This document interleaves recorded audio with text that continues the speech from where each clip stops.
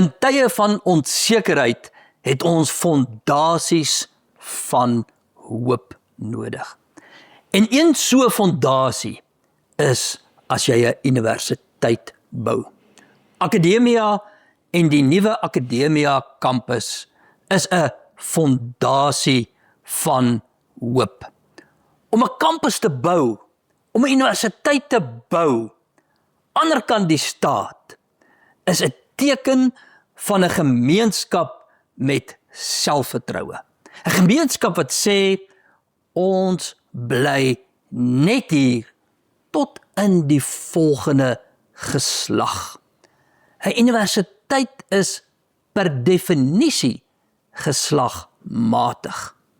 Dis vir 'n geslag wat kom en nog kom. Dit is 'n fondasie van hoop.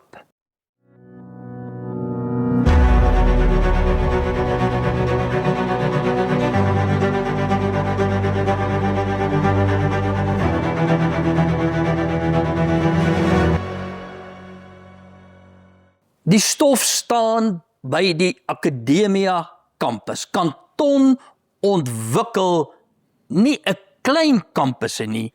Kanton ontwikkel 'n groot kampus. Want ons toekoms is groot en ons hoop is groot. Ek gesels met Henk Skalekamp, die bestuurende direkteur van Kanton.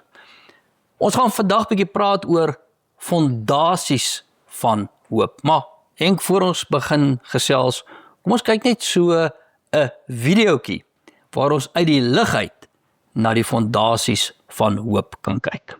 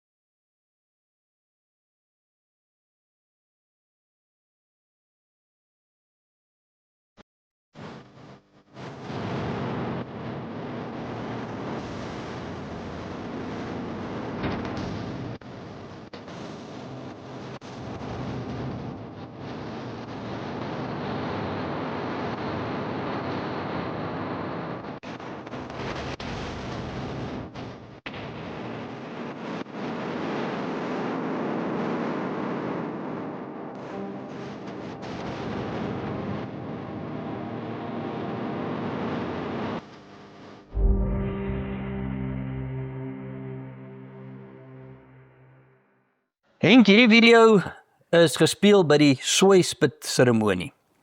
Toe kon ons al die grondwerke sien. Nou daar soveel meer gebeur. Kan jy so begin om ons net so 'n groter oorsig van hierdie reuse projek te gee? Dirk, ja, dankie, dis lekker om vanoggend hier so by jou te wees en oor hoop te kan gesels en ook oor fondasies te gesels, want dit is inderdaad waarmee ons tans besig is, met fondasies. Letterlik. Letterlik. Soos wat ons nou hier staan en gesels, of sit en gesels, is hulle hard aan die werk daar aan die kampus en sedert daai videoetjie gemaak is, daai videoetjie vertel die storie vandat ons begin het tot en met die Soispit, is al die platforms klaargemaak, wat so 70 hektaar se platforms, se grond, paaie, platforms, ruimtes waar daar ontwikkel gaan word, sportfasiliteite en so aan, die kampusse, die verskillende nodes waar ek nou meer sal sê, en dit is regtig 'n reusagtige projek. Ons het op die ou eind 360.000 kubieke meter grond geskuif in daai fase. Nou Dirk, dit is 'n vragtrein wat 140 kilometer lank is, vol grond. Ongelooflik. Nou, soos wat jy nou by die kampus, as jy met Boskoppad nou afry en jy draai regs, dan draai jy af op Campus Boulevard, wat al geteer is tot by die ingang van die perseel. Dan ry jy nou op met die hoofpad wat nou van onder af reg deur die kampus beweeg. So dis so 1.5, 1.7 kilometer lank totdat jy by die akademiese kampus sou uitkom. Maar hier waar jy nou inkom by die kampus is aan jou regterkant is die dienste area, dit is waar die pomphuise is. Op hierdie punt in tyd is daar silo's opgerig vir die lorries wat die beton na die verskillende punte toe gaan ry. Ons het 'n hele betonaanleg sommer op die kampus aangebring, so daar gaan nie trokke wees wat met beton aangery kom nie. En dan is dit die sportplatforms op jou linkerkant wat gereed gemaak word. Dit was nou die afgelope week die interhoor hierso in Pretoria en daar's groot nuus gewees oor die Pildic stadion se verval en se vuilheid en so aan. Dirk, ons bou 'n toekomstige plek waar skole hulle byeenkomste sal kan hou, onder andere op daardie sportgronde waar 18,000 mense kan sit en so aan. 'n Volledige sportsentrum. Die platforms vir die landboufakulteit is gereed.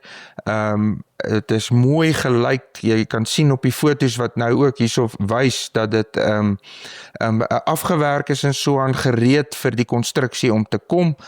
Dan ry jy nou op na die akademiese kampus toe en dan is hierso op jou regterkant die koshuise se platforms en hulle is besig om daar fondasies te grou wat eersdaags gevul gaan word.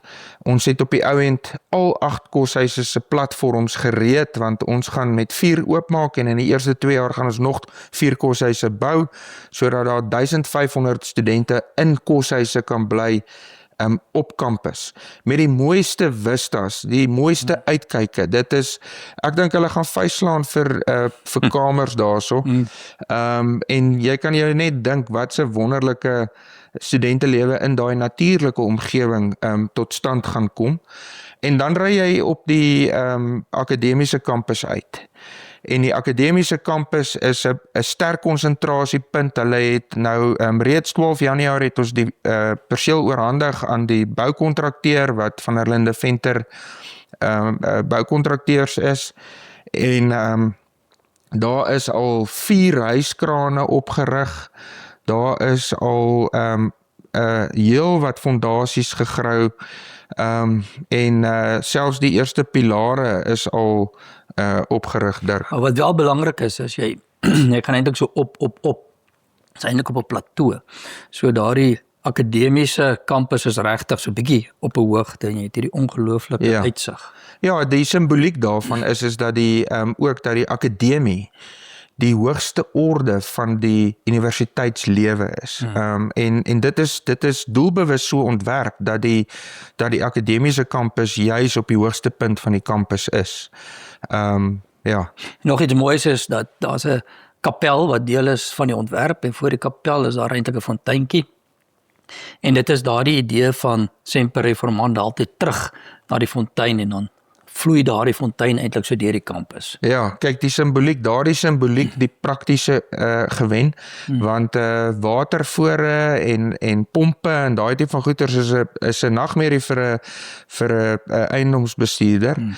Maar Martinus het net daarso vasgestaan, so hy het sy fontein en hy het sy stroomwater deur die akademiese kampus en dit pas ook, jy weet, by Academia se lese wat ad futurum per fontes is, jy weet, na die toekoms deur die bronne, en die groot bron van Academia is sy Christelike fondasie.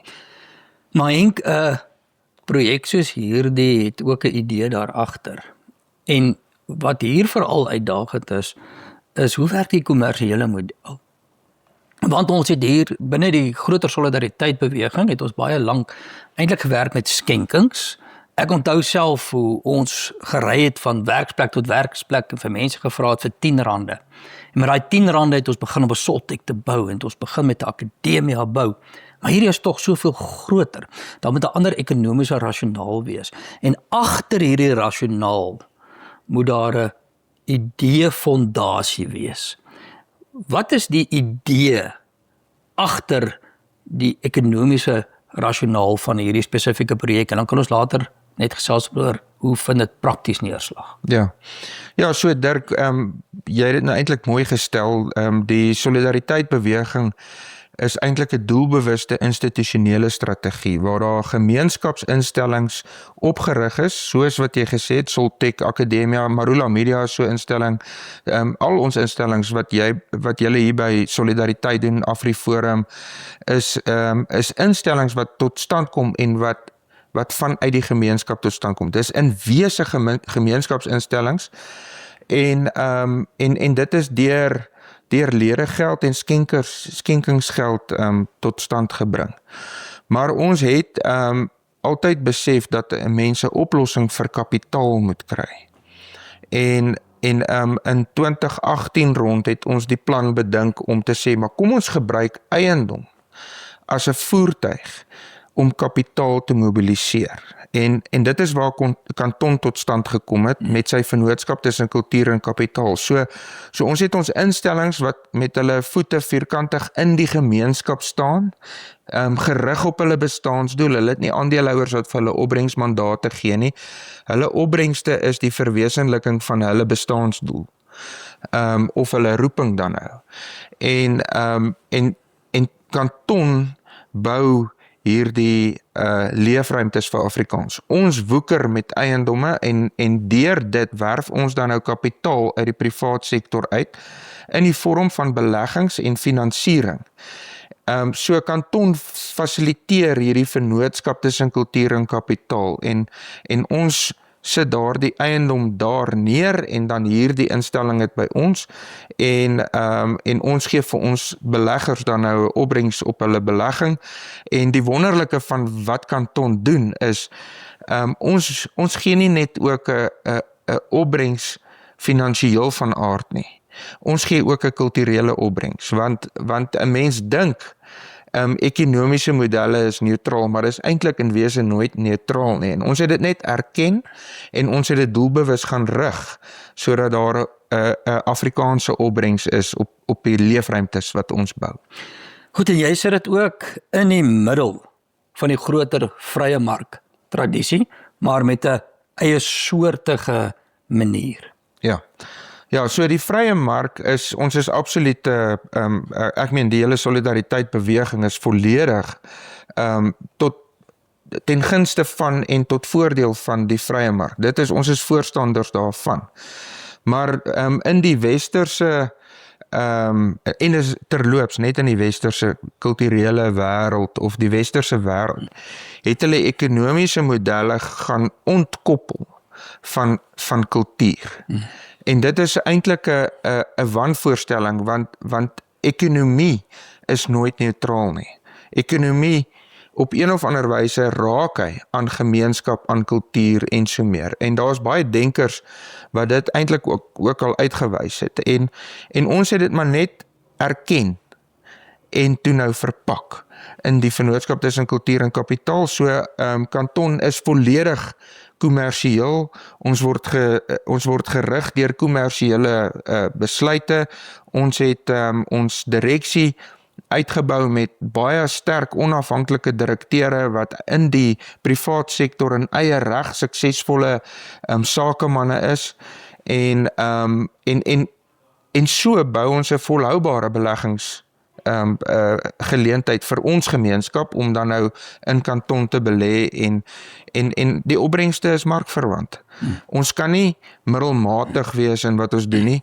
Ons streef absoluut uitnemendheid na in alles wat ons doen, ook wanneer ons ontwikkel, ook wanneer ons begroot.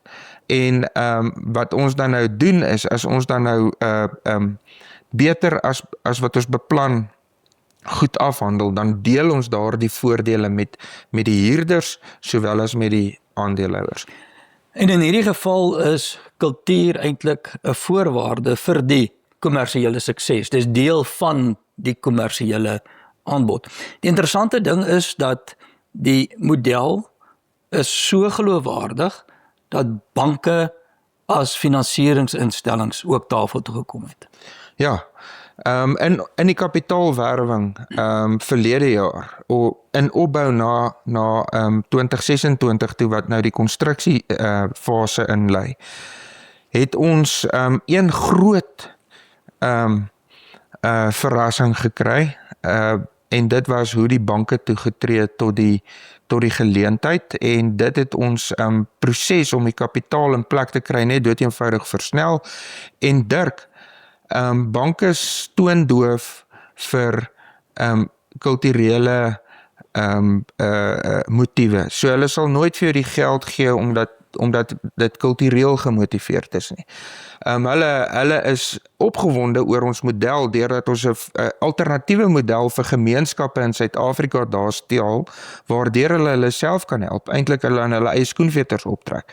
Dit het hulle wel geraak, maar die besluitneming was gebaseer op die geloofwaardigheid van kanton om op 'n volhoubare en 'n winsgewende basis 'n eiendomsportefeulje te bestuur, en aan die ander kant is daar ook ingekoop in die model van Akademia, wat 'n volhoubare hoër onderwysinstelling of dan nou 'n privaat universiteit daarso stel, en ons bewys was alles wat ons vir hulle by Soltech kon wys.